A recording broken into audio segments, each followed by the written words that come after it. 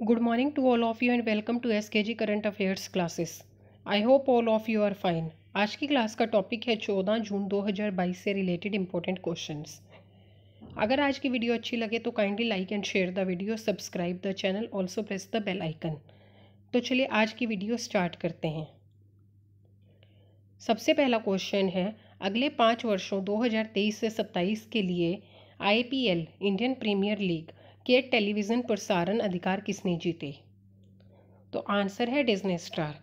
Disney star को 2023 से 27 अगले 5 सालों के लिए IPL को टीवी पर प्रसारित करने के अधिकार मिल गए हैं और इसके लिए उन्होंने पर मैच 57.5 करोड़ रुपया दिया है और टोटल 410 मैच जो अगले 5 सालों में होंगे उसके लिए 23,575 करोड़ रुपये दिए हैं।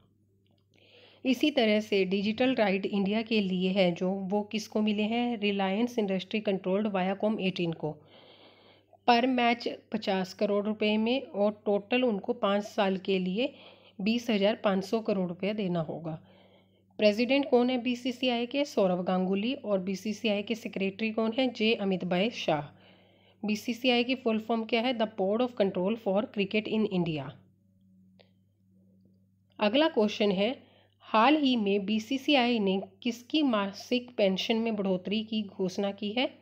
तो आंसर है ऑल ऑफ द अबव, मतलब फॉर्मर क्रिकेटर, चाहे मैन है चाहे वुमेन है, और फॉर्मर अंपायर्स।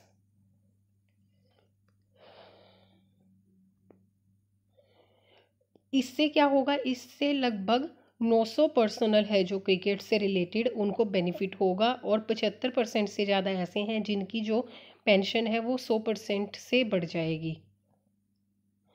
तो देखते हैं, जिनकी मंथली पेंशन 15,000 है उनकी 30,000 हो जाएगी, 22,500 वाले की 45,000, 30,000 वाले की 52,500, 37,500 वाले की 60,000 और 50,000 वाले की 70,000।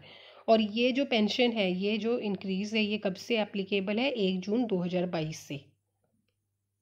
अगला क्वेश्चन है, तिब्बत में दुनिया की छत पर तारामंडल का निर्माण किसने शुरू किया है? आंसर है चाइना। चाइना ने क्या किया है? चाइना ने वर्ल्ड की सबसे हाईएस्ट हाइट पर जो तिब्बत में है उस पर क्या है, एक तारामंडल स्थापित किया है। रूफ ऑफ द वर्ल्ड किसे कहा जाता है? तिब्बत को। तो उसमें तारामंडल स्थापित किया है यूनिवर्स के दर्शन कराने के लिए। और जो ये है, ये 2024 तक ये कंप्लीट हो जाएगा जो तारामंडल का निर्माण है। और यहाँ पर एक्सपेक्ट किया जा रहा है कि हर साल 1 लाख विजिटर्स आएंगे। तिब्बत है जो, तिब्बत मोस्टली कौन आते हैं? या तो चाइनीज़ टूरिस्ट आता है या वो फॉरेनर आता है जिसको स्पेशल परमिशन दी जाती है तिब्बत आने की। जो ये तारामंडल है, ये इसमें एक बहुत बड़ा ऑप्टिकल एस्ट्रोनॉमिकल टेलीस्कोप होगा 1 डायमीटर के लेंस के साथ। और ये एस्ट्रोनॉमिकल रिसर्च और पब्लिक साइंस एजुकेशन के लिए एक मेजर रीजनल बेस बन जाएगा।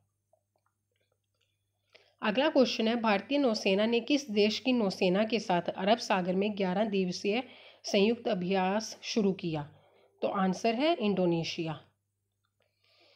दोनों की नौसेना ने 11 दिन का एक जॉइंट एक्सरसाइज शुरू किया है। कहाँ पर? अंडमान सी में और मलेक्का स्टेट में। ये इनका 38th एडिशन है और ये एक्सरसाइज किस नाम से जानी जाती है? इंडो कॉर्पेट, मतलब इंडिया, इंडोनेशिया, कॉर्पेट का मतलब कोऑर्डिनेटेड पेट्रोलिंग। और ये कोविड-19 पेंडेमिक के बाद पहली बार कंडक्ट हो रही है। दोनों की जो नेवीज़ है 2002 से कॉर्पेट करती आ रही है। और इससे क्या होगा, जो उनका जो रिलेशनशिप है वो अंडमान सी और मलाक्का स्टेट में दोनों कंट्रीज़ की नौसेना का और भी स्ट्रॉन्ग हो जाएगा। भारत में कौन सा राज्य IT के माध्यम से सार्वजनिक सेवाएं प्रदान करने में पहले स्थान पर है? तो आंसर है केरला।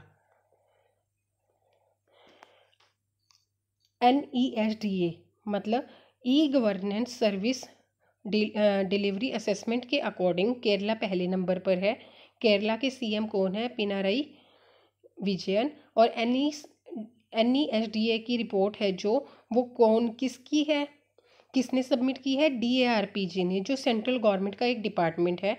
ये जो रिपोर्ट पेश करते हैं ये किस बेस पर पेश की गई है? जिसने पब्लिक सर्विस डिलीवरी में एक्सीलेंस किया है ई गवर्नेंस के थ्रू। और इसमें क्या है, वैरायटी ऑफ एरियाज़ को देखा गया है, जैसे कि फाइनेंस को और एम्प्लॉयमेंट को, मतलब रोज़गार को, एजुकेशन को, वहाँ की सरकार को, लोगों के सोशल वेलफेयर को, एनवायरनमेंट को, टूरिज़्म को, इन सब बातों में ध्यान में रखते हुए आईटी के माध्यम से अच्छी सेवाएं देने वाला, सार्वजनिक सेवाएं देने वाले पहले नंबर स्थान पर केरला को घोषित किया है NESDA की रिपोर्ट में। अगला क्वेश्चन है, लियोन मैक्सिको में IWF युवा विश्व चैंपियनशिप में स्वर्ण जीतने वाले भारत के पहले वेट लिफ्टर भारोत्तोलक कौन बन गए हैं? गुरु नायडू सेनापति। ये जो 16 साल के हैं गुरु नायडू सेनापति हैं जो, और 2020 Asian youth weight lifting championship में इन्होंने ब्रॉन्ज जीता था। तो इन्होंने IWF यूथ वर्ल्ड चैम्पियनशिप जो लियोन में हुई है मैक्सिको में, इसमें 55 किलो वेट वाली इवेंट में, बॉयज़ की इवेंट में गोल्ड जीता है इस बार। महाराष्ट्र की दलवी 2 बार खेलो इंडिया में गोल्ड मेडलिस्ट रह चुकी हैं। 45 किलो गर्ल इवेंट में उन्होंने ब्रॉन्ज मिला है। आकांक्षा किशोर व्यावरे और विजय प्रजापति को सिल्वर मेडल्स मिले हैं। युवा उद्यमियों को प्रोत्साहित करने के लिए रेलवे के लिए स्टार्टअप किस मंत्री द्वारा शुरू किया गया? तो आंसर है अश्विनी वैष्णव। ये कौन है? ये रेलवे मिनिस्टर है। तो देखिए, ये जो है, ये इंडियन रेलवे ने है जो, ये कहाँ शुरू किया है? न्यू दिल्ली में।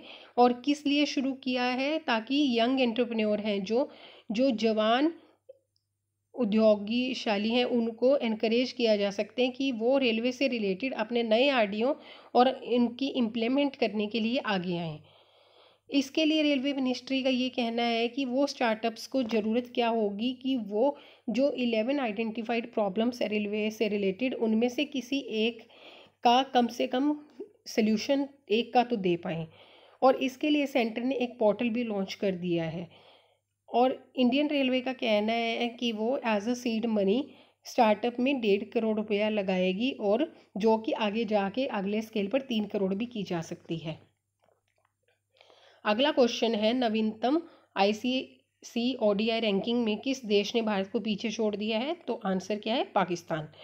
पाकिस्तान। पहले इंडिया तीसरे नंबर पर था, अब पाकिस्तान तीसरे पर आ गया और इंडिया चौथे नंबर पर चला गया है।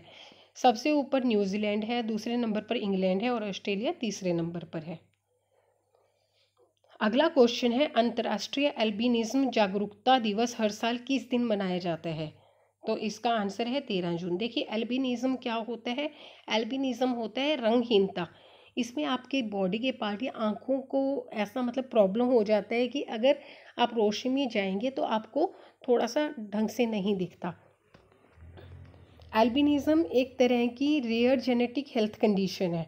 इससे क्या हो जाता है, आपके शरीर के अंदर पिगमेंटेशन की जो सफिशिएंट पिगमेंटेशन होती है, रंगों की कमी हो जाती है। स्किन में भी हो सकती है, आंखों में भी हो सकती है और बालों में भी हो सकती है। इससे क्या होता है, सनलाइट में जाने पे प्रॉब्लम आती है, लेकिन इसका कुछ ऐसा नहीं है कि ये संक्रामक नहीं है, मतलब आगे नहीं फैलती है।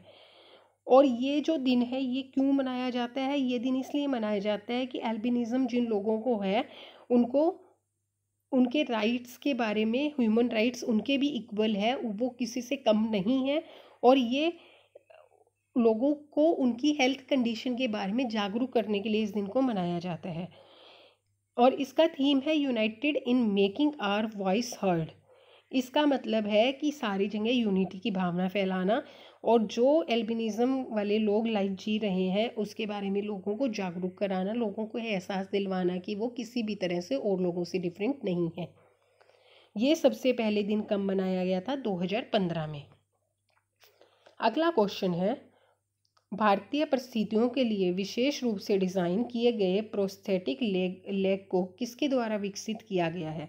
प्रोस्थेटिक लेग क्या होती है? मान लीजिए लेग है, लेग का कुछ पोर्शन ख़राब हो गया तो उसकी जगह एक तरह से नकली लेग बनाना, और ये इंडिया की कंडीशंस के अकॉर्डिंग बनाई गई है। तो ये किसने बनाई है? IIT गुवाहाटी के रिसर्चर्स ने। नेक्स्ट क्वेश्चन क्या है, गूगल समर्थित फर्म नथिंग किस राज्य में घरेलू मांग को पूरा करने के लिए भारत में स्मार्टफोन का निर्माण करेगी?